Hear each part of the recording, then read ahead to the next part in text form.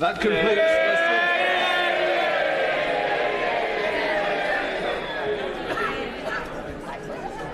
We now come to questions to the Prime Minister. Sarah Dines. Number one, Mr. Speaker. Right. Mr. Speaker, the whole House will join me in sending our deepest condolences to the family of Alexei Navalny.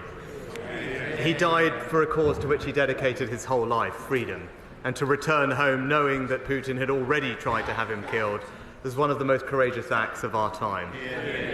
Together with our allies, we are considering all options to hold Russia and Putin to account, and this morning we sanctioned those running the prison where Alexei Navalny's body still lies. Mr. Speaker, this morning I had meetings with ministerial colleagues and others. In addition to my duties in this House, I shall have further such meetings later today.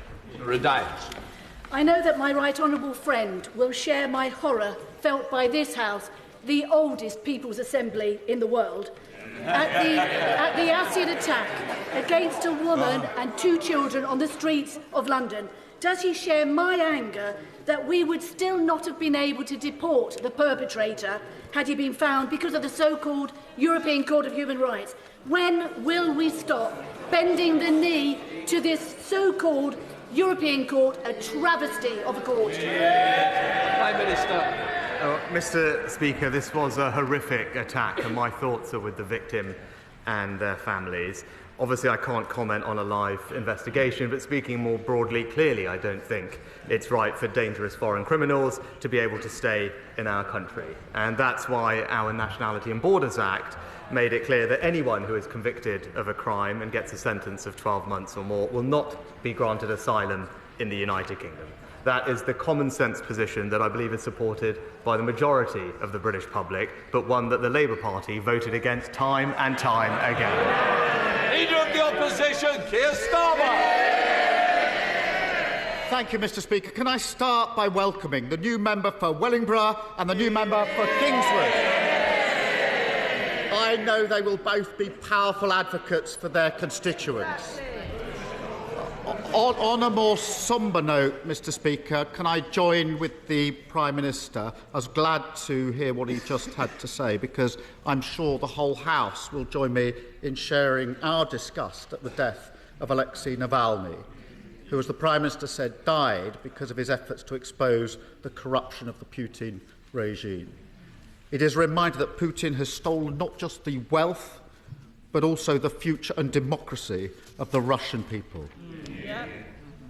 Mr. Speaker, would the Prime Minister be prepared personally to repeat the allegation made by his business secretary that the former chair of the Post Office is lying when he says he was told to go slow on compensation for postmasters and limp to the next election? Mr. Speaker, as the Business Secretary said on Monday, she asked Henry Staunton to step down after serious concerns were raised. She set out the reasons for this and the full background in the House earlier this week. But importantly, we have also taken unprecedented steps to ensure that victims of the Horizon scandal do receive compensation as swiftly as possible and in full. Making sure that victims receive justice and compensation remains our number one priority, and we will shortly bring forward legislation to address this matter soon. I'm not sure that takes us very much further forward, so let me press on, because on Monday the Business Secretary also confirmed categorically that the Post Office was, and I'll quote this in fairness to the Prime Minister, at no point told to delay compensation payments by either an official or a minister from any government department, and at no point was it suggested that a delay would be of benefit to the Treasury. So that's Monday. A note released by the former Post Office chair this morning appears to directly contradict that. And I appreciate the business. This really matters to the people who've been at the heart. I appreciate that the Business Secretary has put the Prime Minister in a tricky position. But will he commit to investigating this matter properly, including whether that categorical statement was correct and why, rather than taking those accusations seriously, she accused a whistleblower of lying? Mr. Speaker, it is worth bearing in mind that, as the Business Secretary said on Monday, she asked Henry Staunton to step down after serious concerns were raised. But this is, on a matter of substance, one of the greatest miscarriages of justice in our nation's history, because people who were working hard serving their communities had their lives and reputations destroyed, and that's why we are working hard to ensure that they get justice and compensation, and that's why we established Sir Win Williams' inquiry. It's why we've already paid out over £150 million of compensation to almost 3,000 victims, and it's why we will introduce new legislation shortly to exonerate those. We will make sure that we do what is needed, that the truth does come to light, we right the wrongs of the past, and crucially, that victims get the justice that they deserve. Mr. Speaker, I do hope the Prime Minister will instigate that investigation into what was said on Monday, because one of the features of this miscarriage is that where concerns have been raised, they've been pushed to one side. And this week we also learned that a 2016 investigation into whether post office branch accounts could be altered was suddenly stopped before it was completed. Now, had that investigation revealed that they could be altered, which we now know to be the case, the livelihoods of those wrongly prosecuted could have been saved. What did government ministers know about it at the time? Mr. Speaker, the Leader of the Opposition has picked one particular date, but it is worth bearing in mind that this scandal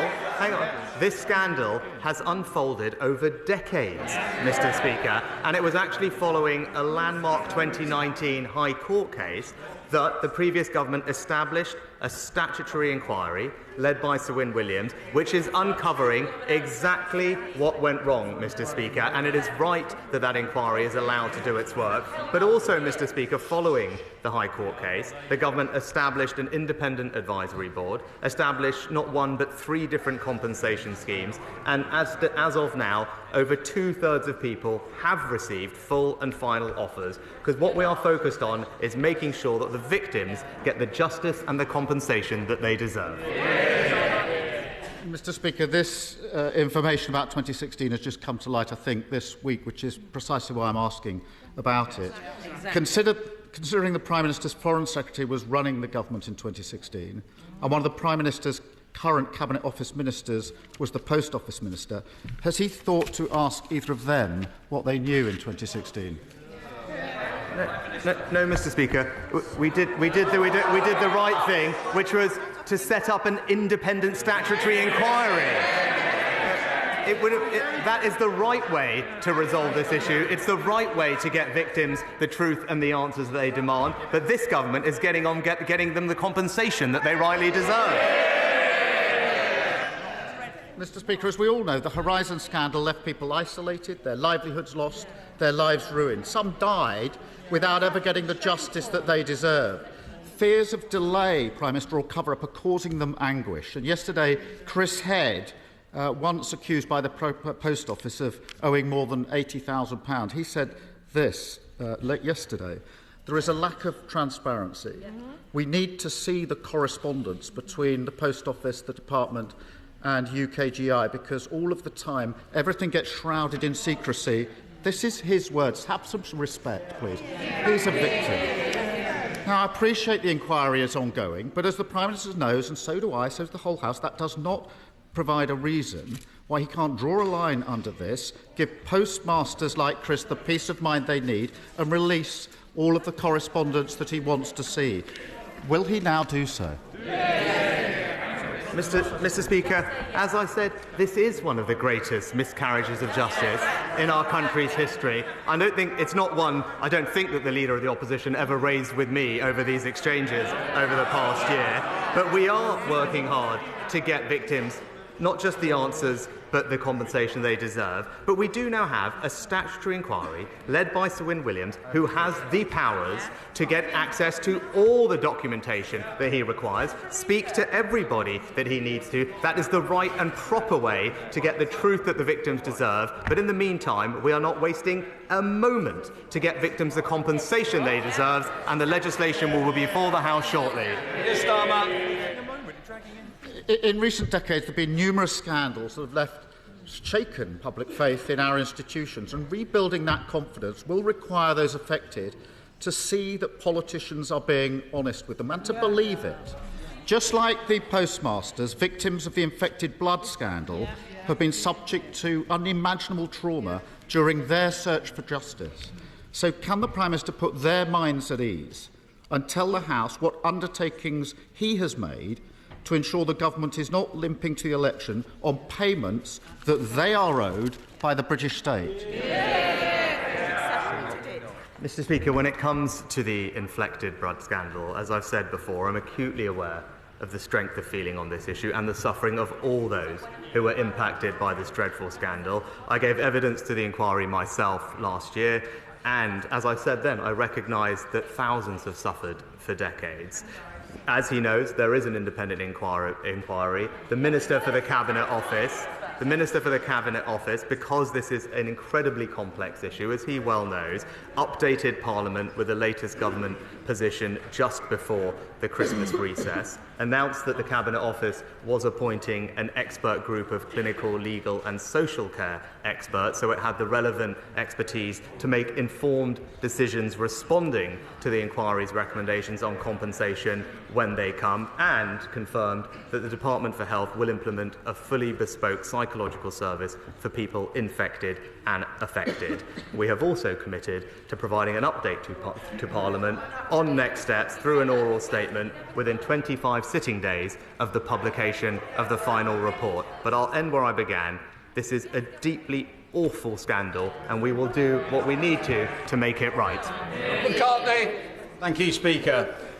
There is a plan for at least 2,000 single young men who have come here illegally to soon be housed just 3 miles from the centre of Lincoln at RAF Scampton in my right honourable friend's constituency of Gainsborough, if the Home Office ministers have their way. On top of the huge and rising costs and recent advice from civil servants to Home Office ministers to can the plan, what reassurance can the Prime Minister and his Home Secretary give that Scampton will not replicate the scandalous incidences that occurred in Cambridge when 300 Libyan trainees were housed at RAF Bassingbourn in 2014? Prime Minister.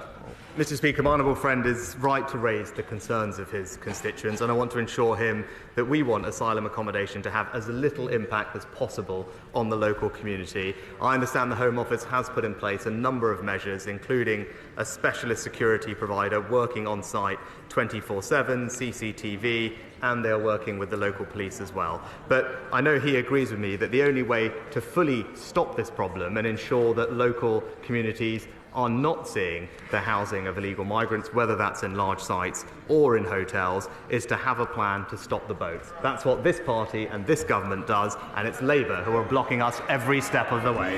Stephen Flynn, SNP Leader. Thank you, Mr. Speaker. May I begin by echoing the sentiments of the Prime Minister and the Leader of the Opposition in relation to the heroic bravery of Alexei Navalny. We all must continue to be united in our opposition to Vladimir Putin.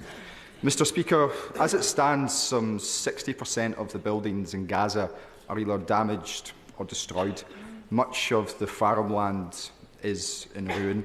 Some 30,000 people are dead, 70,000 injured, and 1.4 million people are currently sheltering in Rafah, awaiting an imminent Israeli onslaught. Surely the Prime Minister must accept that that does not amount to self-defence. Prime Minister. Well, Mr. Speaker, I share the concern of many members about the high rate of civilian casualties and indeed the growing humanitarian crisis in Gaza, and that is why we have called consistently for an immediate humanitarian pause, which would allow for the safe release of hostages and more aid going into Gaza so that we create the sustainable conditions for a long-term and enduring ceasefire. That is what our diplomatic efforts are focused on, and that is what I impressed upon the Israeli Prime Minister last week when I spoke to him. Stephen Flynn. Mr. Speaker, tonight this House will have the opportunity to join with the majority of the international community and say that enough is enough, that the killing in Gaza must stop and that the hostages must be released. And the best way to do that is to send a clear and united message that we back an immediate ceasefire. Surely all of us irrespective of our political allegiance, can agree on that very issue. Mr. Speaker, of course we want to see the fighting in Gaza end as soon as possible and never again allow Hamas to carry out the appalling terrorist attacks that Israel was subject to. But he talks about the UN resolution, but just calling for an immediate full ceasefire now, which collapses back into fighting within days or weeks, is not in anyone's interest, Mr. Speaker. We must work towards a permanent ceasefire, and that's why the right approach is the approach that we've set out and the United States have set out in their resolution, which is for an immediate humanitarian pause to get hostages out and aid in so that we then can create the conditions for a sustainable ceasefire. And in the meantime, we're doing everything we can to increase the amount of humanitarian aid that we bring into Gaza, something I discussed with the King of Jordan last week, and we will have more updates in the coming days of more airdrops into Gaza, but also just in the last couple of days have managed to deliver family tents into Gaza, which are providing much-needed shelter for very vulnerable people. Rob Butler.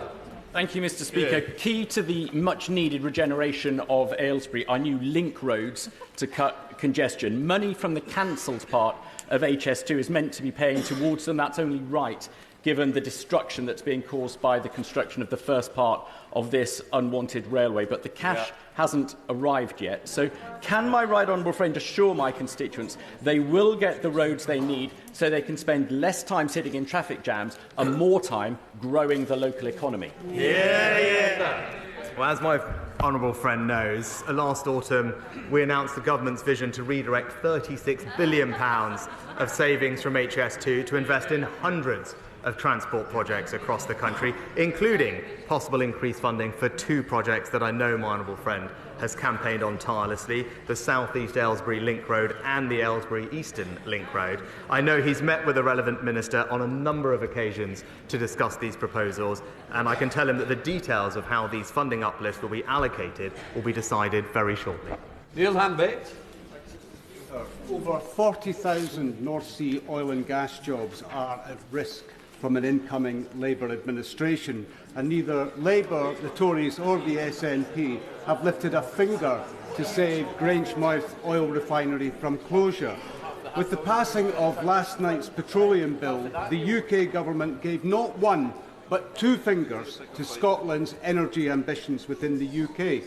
In today's money, can the Prime Minister explain? In today's money, the UK has received over £300 billion in tax receipts from North Sea oil and gas. So why can't the UK government find £80 million to secure Grangemouth's future into and profitability beyond 2025? Mr. Speaker, as I've previously told the House, the future of Grangemouth is a commercial decision for their owners. The site will remain operating as a refinery until at least May 2025. The UK and the Scottish governments are working together to make sure that there are sufficient assurances in place for the support of employees. But when it comes to backing Scottish energy, Mr. Speaker, it's this government that just this week has ensured that we can support British North Sea oil and gas, safeguarding 200,000 jobs and increasing our energy security. It's the SNP and the Labour Party that oppose that, but we will always back our fantastic North Sea economy. Virginia Crosby. Mr. Speaker, does the Prime Minister agree with me and Welsh farmers like Gareth Wyn-Jones that our farmers and food security are vital and that the agricultural budget should be ring-fenced, unlike the Welsh Labour government propped up by Plaid, which is determined to force our farmers out of business with its approach to nitrate vulnerable zones, TB, and its new sustainable farming scheme, which, using Welsh Government's own analysis, is forecast to result in 5,500 job losses and a £200 million hit to the Welsh economy. My honourable friend is an excellent campaigner on behalf of her local farming community, and I know that she's been working hard with Gareth Wyn-Jones to raise their voice, especially where there is so much concern Mr. Speaker. On this side of the House, we're supporting farmers with more money to grow more British food, in contrast to the plans that she highlighted, which would decimate farming communities in Wales. It's the opposite of what is needed. While we will always back our rural communities across the UK, it's Labour that would take them back to square one. Thank you, Mr. Speaker. It's now over 2 years since the fan-led review on football governance was produced. Will the Prime Minister commit now to setting up an independent regulator with the upfront power to intervene to achieve a fairer distribution of the enormous riches which football has, to ensure that no community in the future loses its football club like happened in Bury? Will he commit to bring legislation forward urgently, or is he going to leave it for a future Labour government to act on behalf of football fans? Well, Mr. Speaker, the independent regulator will put fans back at the heart of football and help to deliver a sustainable future for all clubs. That delivers on our manifesto commitment, and the government is engaged in discussions with industry, and as was part of our King's speech, as the honourable gentleman knows. But I'm glad he brought up Bury Football Club, because it was the honourable member on this side of the House for Bury who ensured £1 million of funding to safeguard that football club, and that's what we're doing to communities up and down the country, Mr. Speaker. GP surgeries promised in planning applications take far too long to be built. So can we clear away the obstacles and make it easier for our amazing family doctors to use additional consulting rooms that they're happy with elsewhere in the community, so that GPs and the many extra prescribing nurses they're now employing can see more patients now while they wait for bespoke premises to be built? Prime Minister.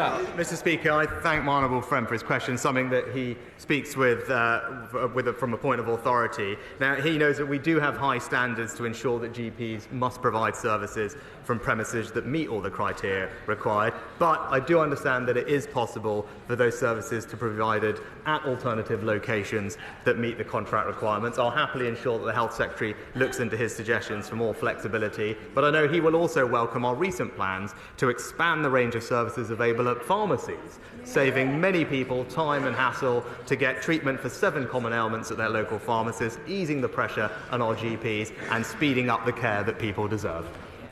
Pete Wishart. Mr. Speaker, I was in the House on 18th March 2003 when this House voted to go to war on Iraq on the demands of the then Labour government. What followed was death, misery and destruction on an almost unimaginable scale. Voting against the Iraq war was the vote that I'm most proud of in my time in this House. Today, after 29,000 deaths in Gaza, we face a vote of similar significance. Does the Prime Minister believe that MPs today should look back with that same pride, knowing that they have done everything possible to stop the death, destruction and misery tonight? Prime Minister. Mr. Speaker, nobody wants to see the fighting in Gaza go on for a moment longer than is necessary. Nobody wants to see innocent civilians suffer, and that's why we're doing absolutely everything we can to bring about an immediate humanitarian pause, allowing for the safe release of hostages, which the honourable gentleman failed to mention, I believe, but also getting more aid into Gaza to create the conditions for a genuinely sustainable ceasefire. That is the position that is shared by our allies. That is what our diplomatic efforts are focused on, and that's what our motion tonight will reflect. Andrew Rosenberg.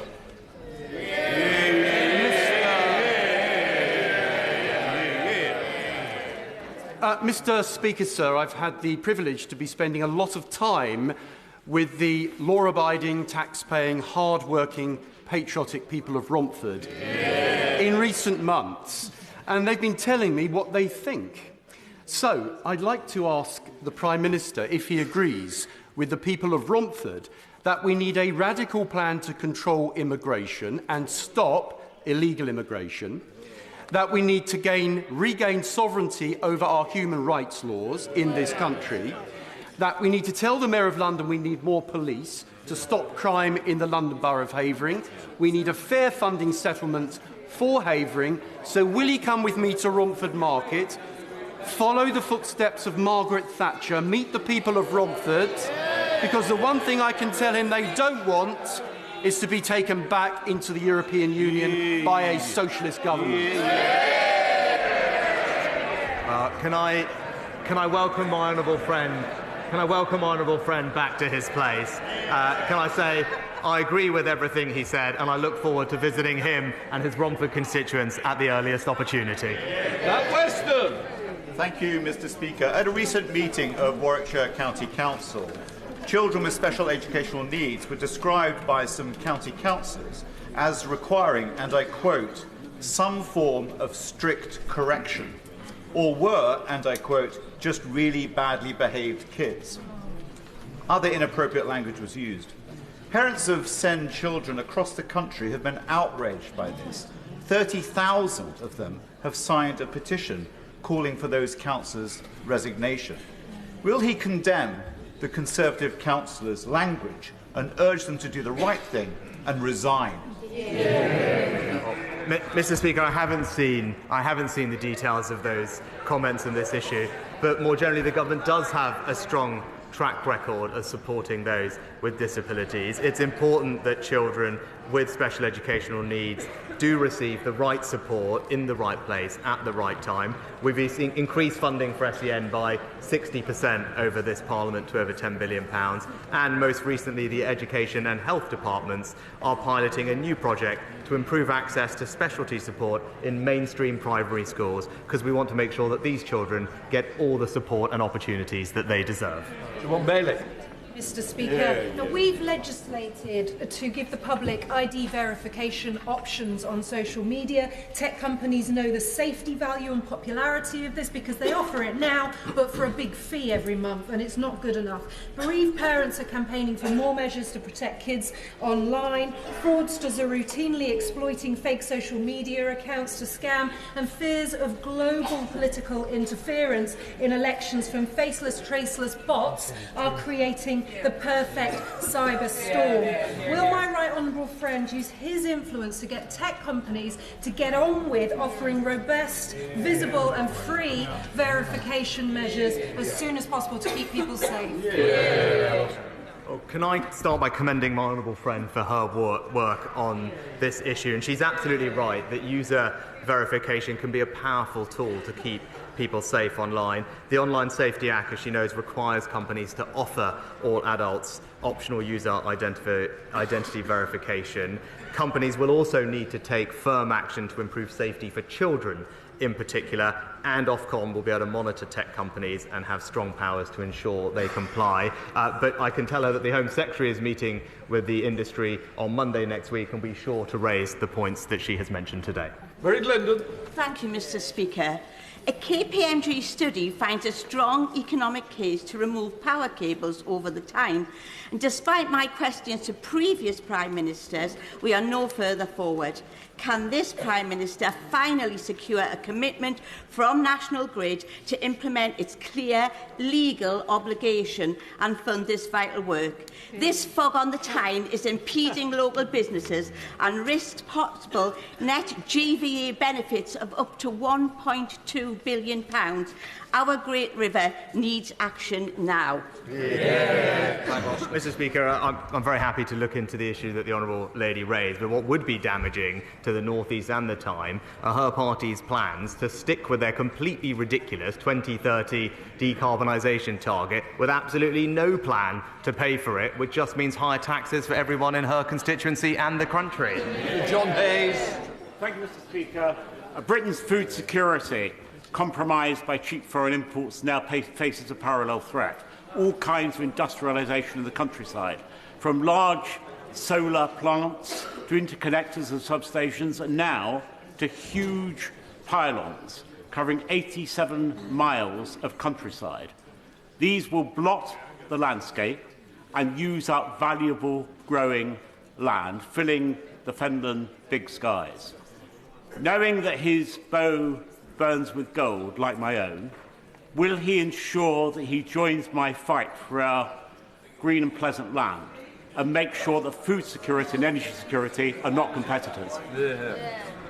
My My honourable friend raises an excellent point about our food security. We have taken steps that he has supported the government in doing to protect prime agricultural land from large-scale solar developments, which I know will be warmly welcomed. But also, our announcements this week at the NFU conference demonstrate our support to increase our country's food security, backing farmers with more funding, enhancing their productivity to produce great British food. All of that, as he knows, and including our green and pleasant land, we put at risk by the party opposite. Not only do they not want to back our farmers, they also want to impose top-down planning targets which would concrete over the countryside that he and I both love.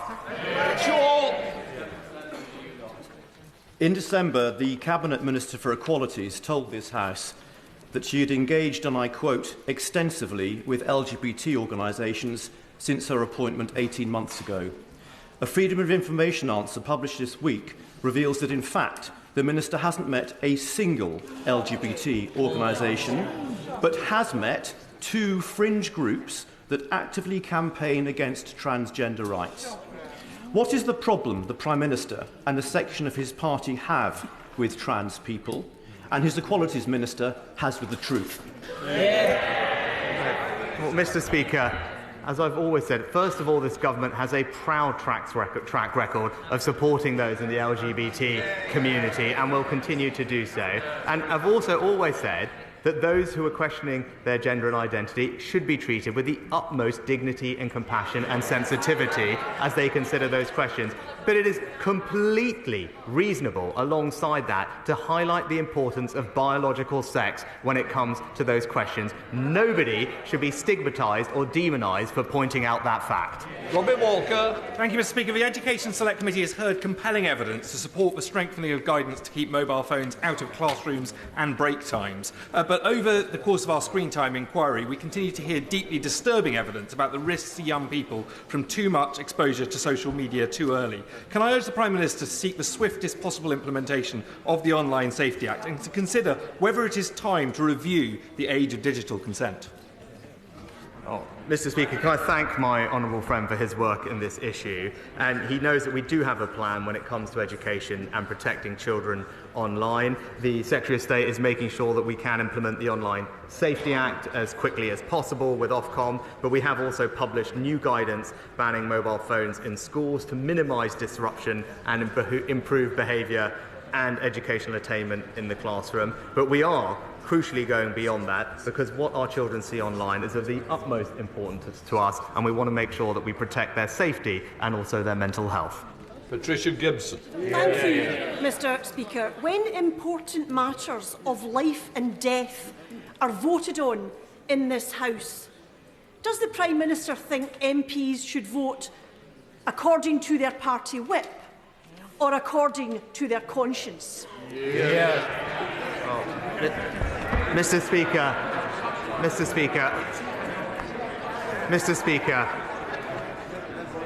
this afternoon the House will have an opportunity to consider its approach to the situation in Israel and Gaza. Our position is crystal clear. We have called and will always call for an immediate humanitarian pause, which would allow the safe release of hostages and more aid going into Gaza to create the conditions for a genuinely sustainable ceasefire. But just calling for an immediate full ceasefire now, which collapses it back into fighting in days or weeks, would not be in anyone's interest, Mr. Speaker. We are committed not just to an immediate humanitarian pause, but also to finding a lasting resolution to this conflict, which delivers on the promise of a two-state solution and ensures that Israelis and Palestinians can live in the future with dignity and security. Marco Longhi. Thank you, Mr. Speaker. It seems that with the exception of the British Transport Police, all other police forces will treat non-contact sex crimes as they would perhaps the theft of a bike, petty retail crime or antisocial behaviour. Will the Prime Minister facilitate a meeting between myself, colleagues and the Home Secretary in order to give priority to these acts of crime to ensure that women and young girls get the protection they deserve? Mr. Speaker, of course we want women and girls to get the protection that they deserve, and I'm pleased that our violence against women and girls strategy is showing results, improving the safety of our streets, increasing sentences for rapists, but I will make sure that he gets the meeting that he needs with the Home Secretary or relevant policing ministers to discuss his concerns. Kate Oswald. Thank you, Mr Speaker. I heard the Prime Minister's responses to the Leader of the Opposition, and just like the Secretary of State's claims that delays on compensation are wild, baseless allegations, his answers are unbelievable. And the response from the benches opposite to the quote from my constituent Chris Head was completely disrespectful. The reality is, we wouldn't have any action without the ITV serialisation of the sub-postmaster scandal. You can shout all you like, but we all know that that's the case. Mr Speaker, the Prime Minister's promised a new law to swiftly exonerate and compensate victims, and today he said shortly. So will he commit today to ensuring that this is brought forward before the next general election? Yes, the legislation will be brought forward before the House very, very soon, Mr Speaker. Dr Ben Spencer. Speaker, after Network Rail's so-called signalling improvement works, there's been traffic chaos and delays at level crossings across Egham. In fact, data analysed by my team shows, comparing September 22 with 23, there's been a 3,967% increase of wait times over 10 minutes when the barriers go down. Does my right honourable friend agree with me this is unacceptable and Network Rail need to sort it out? Mr Speaker, I'm sorry to hear about the delays faced by my honourable friend's constituents. I know that will be disruptive to their lives. It's important that we have proper connectivity in our local areas, and I'll ensure that he gets the relevant meeting he needs to put pressure on Network Rail to improve the service they're providing. Kim Johnson. Thank you, Mr Speaker. Children and young adults are most likely to be the victims or the perpetrators of gun crime. Ava White was 12 years old when she was stabbed and killed by a 14-year-old in Liverpool city centre in 2021. Danny Jameson was 16 when he died as a result of knife crime. Their mothers, Leanne and Mandy, are campaigning for tougher sentences on knife crime. So will the Prime Minister support the Danny and Ava campaign to end the scourge of gun crime, knife crime, on our streets? Mr Speaker, can I express my condolences to Danny and Ava's family and the family of all those young people whose lives have been so tragically cut short by knife crime. We do have plans in place to cut knife crime, and they are working. We've confiscated over 120,000 weapons. We've cut violent crime in half since 2010, and more dangerous criminals are going to jail for longer. But we are bringing forward legislation which would increase sentences for knife crime related things and ban zombie knives, and I very much hope that she and her party will support those proposals when they're put before the House. Alexander Stafford. Much indeed, Mr Speaker. After years of campaigning, it's great news that there'll be a direct bus link between two of my biggest towns in Rother Valley, between Diddington and Maltby. And this is great news. However, there's still lack of transport, bus transport to our local hospitals.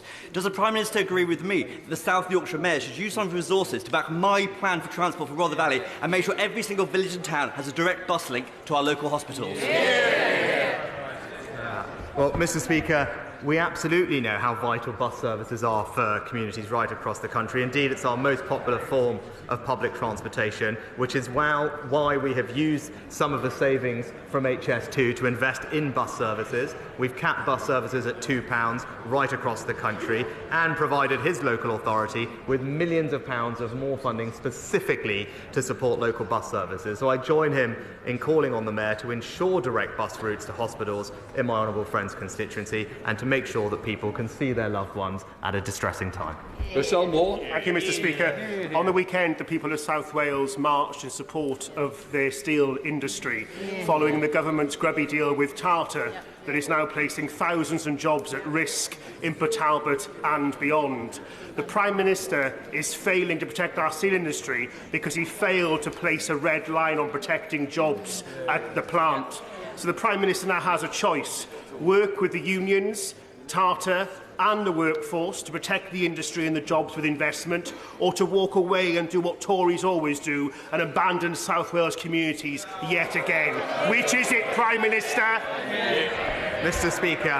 Speaker, this government has worked hard to secure a long-term sustainable future for Welsh steelmaking and to grow the legacy of this important industry. That's why in the pandemic we stepped in to support CELSA, which he knows, safeguarding over 1,000 jobs and ensuring that that plant was sustainable. It's why we agreed one of the largest ever cash grants of £500 million to Tata Steel to safeguard at least 5,000 jobs, Mr. Speaker, which would otherwise have been lost. And perhaps he might want to ask why the Welsh Labour government did not put a penny in to support that deal.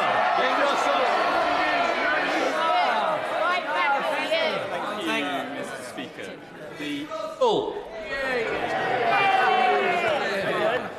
There are many who try to imitate Mr. Speaker. Mr. Speaker, the Watford area continues to be the proud home of the National Lottery, employing over 900 people. So would my right honourable friend and the Prime Minister and the whole Cabinet join me in celebrating the successful handover from Camelot to Allwyn on the 1st of February and the £48 billion raised by the National Lottery players funding 700,000 projects so far, I'm sure, in everyone's constituency. Thank you. Well, I join with my honourable friend in offering his congratulations and thanks to everyone involved with the National Lottery. All of us in our constituency see the incredible benefit from the investments they're making, and he's absolutely right to make sure that they get the praise they deserve today in Parliament. Graham Stringer. Mr. Speaker, the Prime Minister has been at it again. In his answer to a previous question, he was boasting about transferring investment from the north of England into the south of England. When he came to Manchester in the autumn to insult the people of the north of England and cancelled HS2, proudly cancelled it, was he aware then that because the trains have to split without the HS2 lines and they don't tilt, he will be slowing services down and reducing capacity? Did he know that, or didn't he care? Mr. Speaker, I'd say a couple of things. First of all, our plans to continue with Phase 1 mean that we can handle triple the capacity that is currently being used on the line. The second thing is every penny of the £19.8 billion from the northern bit of HS2 will stay in the north, being invested in services that people use, like local buses, and will be delivered quicker. And thirdly, he's critical of the decision. I still haven't quite figured out what the Labour Party's position on this is. Do they support the redeployment of £36 billion of HS2 savings in transport across the rest of the country, or do they not? As ever with Mr. Speaker, you don't know what they stand for, they can't say what they do, and they just take Britain back to square one. That concludes Prime Minister's questions. Let the Chamber... I will take points of order, but I will let the Chamber clear. Okay. You know what?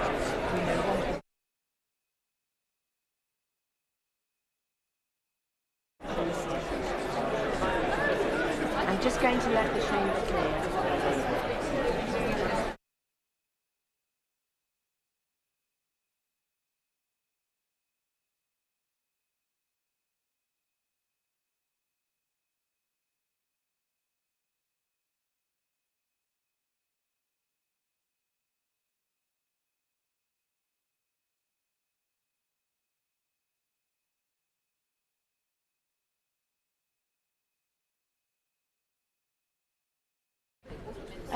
Point of order, Lucy Powell.